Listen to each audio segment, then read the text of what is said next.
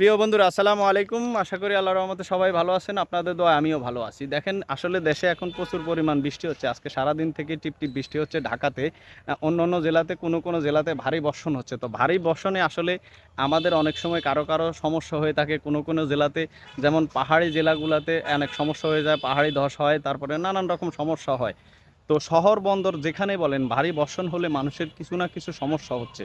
বিষয়টা হচ্ছে এই সমস্যাগুলোর সাথে মোকাবেলা করে আমরা আসলে টিকে থাকতে হবে। যেমন আমি গতকালকে থেকে ঢাকায় বৃষ্টি হচ্ছে। তো গতকালকে আমি বাইরে হাঁটতেছি, তখন দেখলাম যে আপনার এক ধরনের বিচ্ছু এক ধরনের বিচ্ছু এটা হচ্ছে আপনার পাশে ছোট অনেকগুলো পা থাকে, এগুলা হাঁটতেছে রাস্তায়। এটা এক ধরনের বিষাক্ত। হয়তো অনেকে ভাবতে পারেন যে এটা আমাদের কি ক্ষতি করবে না, কিন্তু বিষয়টা হচ্ছে এই ধরনের সাপ, বিচ্ছু, কুচ্ছা যখন প্রচুর পরিমাণ বৃষ্টি হয়, আপনার রাস্তাঘাট পানিতে তলিয়ে যায়, তখন কি হয়, তারা শুকনো জায়গা খুঁজতে থাকে। এই সাপ, বিচ্ছু এবং কি সব ক্ষেত্রে তারা এই পোকামাকড়গুলা পরিষ্কার এবং কি উঁচু জায়গা, শুকনো জায়গা খুঁজতে থাকে। তো শুকনো জায়গা মূলত থাকে মানুষের বাসা।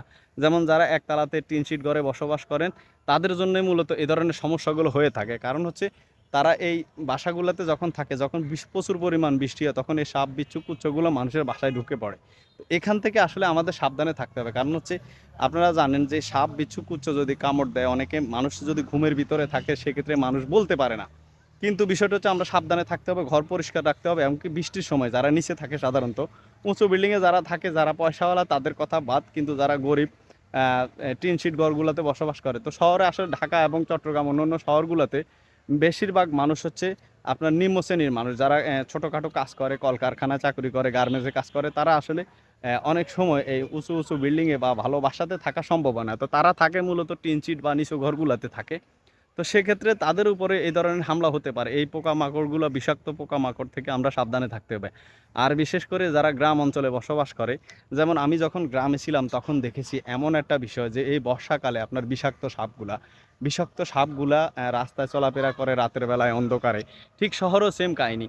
তো এই গ্রাম অঞ্চলে আমি দেখেছি এরকম যে আমরা হঠাৎ একদিন হাঁটতেছি, আমি এবং আমার এক ভাগনা হাঁটতেছিলাম, তখন দেখা গেছে কি রাত্রেবেলা হঠাৎ অন্ধকারে একটি বিষাক্ত সাপ। তো ভাগ্যিস তার হাতে টর্চ লাইট ছিল, পরবর্তীতে সাপটাকে আঘাত করে ওই সাপটাকে হত্যা করা হয়। কিন্তু বিষয়টা হচ্ছে, যদি আমরা দেখতে না পাইতাম, যদি আমাদের হাতে টর্চ লাইট না থাকতো, তাহলে তো আমরা ওই সাপটার আক্রমণের শিকার হইতাম ঠিক এই বর্ষাকালে। তাই এই বর্ষাকাল নিয়ে আমি এই জন্য আপনাদের সাথে কথা বলতেছি যে আপনারা একটু সাবধানে থাকবেন অবশ্যই। কারণ শহর বন্দর গ্রামগঞ্জ যেখানেই বলেন, এই বর্ষাকালে সাপ বিচ্ছুর আক্রমণটা বেড়ে যায়। তাই আমরা অবশ্যই এই বর্ষাকালে সাবধানে থাকবো, নিজেকে নিরাপদ রাখবো এবং কি ফ্যামিলির সদস্যদের নিরাপদ রাখার চেষ্টা করব। কারণ চেষ্টা চেষ্টা মানুষকে সব জায়গা থেকে নিরাপদ করে, চেষ্টা মানুষকে সাফল্যর শীর্ষে নিয়ে যায়।